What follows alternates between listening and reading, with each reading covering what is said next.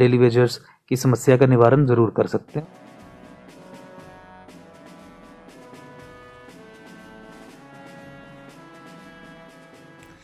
तो जितने भी आप हमें इस टाइम जम्मू कश्मीर से डेली विजर्स और एसपीओज भाई देख रहे हो, तो यहाँ पर अभी अभी अंकुश शर्मा सर का एक न्यू इंटरव्यू आउट हुआ है।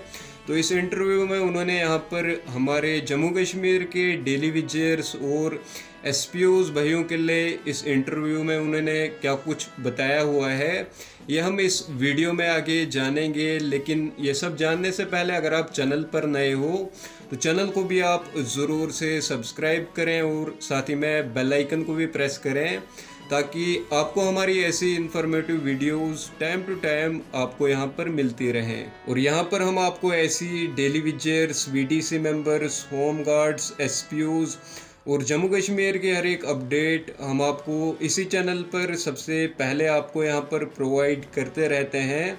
तो चैनल को आप ज़रूर से सब्सक्राइब करें। नहीं, तो जहाँ तक आपने एकजुट जम्मू की बात की कि कॉन्ट्रैक्चुअल जो एम्प्लॉयज़ हैं उसके ऊपर क्या हमारा रहेगा, और आपने बताया भी, तो हम तो we are on record to say कि इन सबको रेगुलराइज किया जाएगा।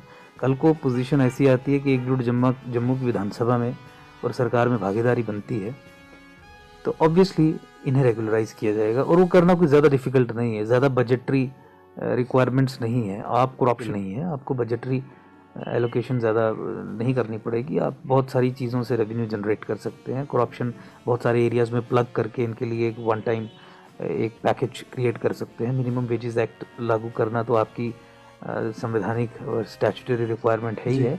अगर आपकी मंशा हो तो आप डेली वेजर्स की समस्या का निवारण ज़रूर कर सकते हैं। और एकजुट जम्मू उनके लिए लड़ता भी आया है, लड़ता भी रहेगा, और कल को पावर हाथ में आती है तो तत्काल प्रभाव से उन्हें रेगुलराइज करने का, उन्हें डेली मिनिमम वेजेस एक्ट के हिसाब से उससे अधिक एक ऑनरेबल सैलरी देने का कार्य करेगा। वी फॉर श्योर नो कि बहुत सारी पोस्ट्स भी वैकेंट हैं, कुछ एडिशनल पोस्ट्स क्रिएट की जा सकती हैं, कोई special one time exemption create करके इन्हें अगेंस्ट, टेक्निकल भाषा में बात करूँ तो सुपर न्यूमरी किसी तरीके की पोस्ट्स के अगेंस्ट एडजस्ट किया जा सकता है। बहुत सारे फार्मूलाज हैं।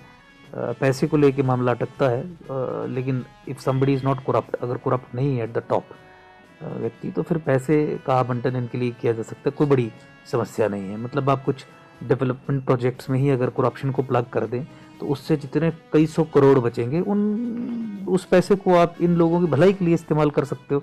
लेकिन सरकारों का अभी तक ये रहा ही नहीं कि गरीब को आगे बढ़ाना है, मजबूर को आगे बढ़ाना है, मिडिल क्लास को एम्पावर करना है। तो किस तरीके से ऐसे फैसले लिए जाएंगे या कैसे उनके हक में चीज़ें होंगी? मतलब पैसा डाइवर्ट कहाँ करना है? आपने डेली वेजर्स की तरफ डाइवर्ट करना है या आपने बड़े बड़े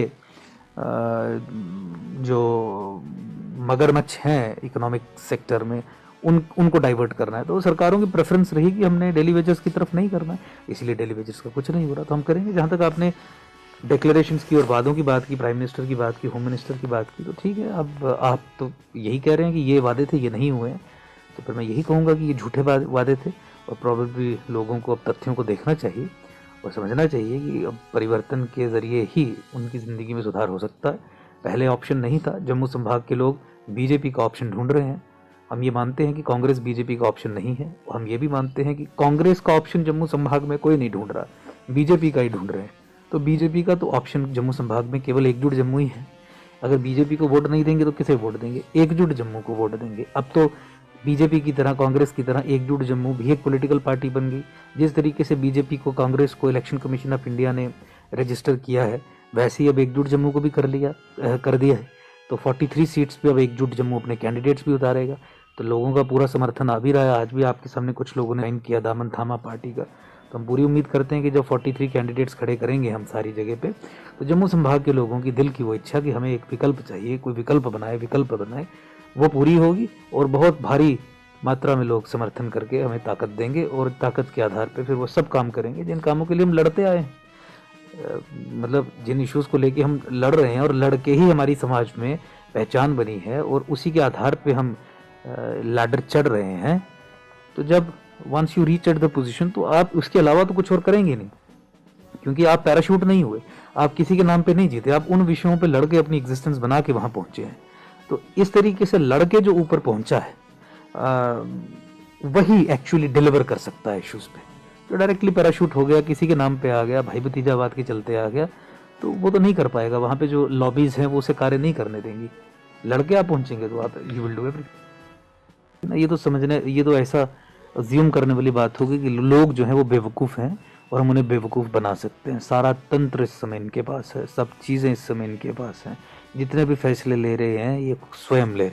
तो इसीलिए अब ये कहना लोगों को समझना कि ये बेवकूफ़ हैं, और प्रॉबेबली मुझे नहीं लगता कि एक हेल्दी पॉजिटिव राजनीति है। बट अब लोग भी सही हैं कि दे आर लायर्स, झूठ बोलते हैं, झूठे आश्वासन देते हैं। मैंने जैसे कहा कि गुमान इसलिए इन्हें है कि ये ऑन कैमरा ये कहने की क्षमता रखते हैं कि जम्मू वाले हमें वोट नहीं देंगे तो किसे देंगे। तो उसका जवाब बनाना था। देखिए ये सवाल ज़रूर था, सवाल का जवाब मुश्किल था। सवाल का जवाब एक ही था कि आप विकल्प खड़ा कर दें। आज एकजुट जम्मू के रूप में जम्मू के लोगों ने विकल्प खड़ा कर दिया, विकल्प बड़ा बन रहा है, और आने वाले समय में एकजुट जम्मू को लोग वोट देंगे। और जो इनका रेटरिक है, जो इनके फेक प्रोमिसेस हैं, 50 पार बोल रहे हैं। हाँ, तो वो बिल्कुल उन्हें एक्सपोज करेंगे। लोग समझते हैं ये सब चीज़ें। समस्या भाई आ जाती थी कि वोट कहाँ डालें। अब एकजुट जम्मू बन गया, अब एकजुट जम्मू की तरफ वोट डालेंगे लोग, क्योंकि जम्मू का अपना राजनीतिक दल, सिर्फ जम्मू का, जो ना कश्मीर की तो कोई बात ही नहीं करनी किसी भी तरीके से, और दिल्ली से तो कोई आदेश लेना ही नहीं है, क्योंकि दिल्ली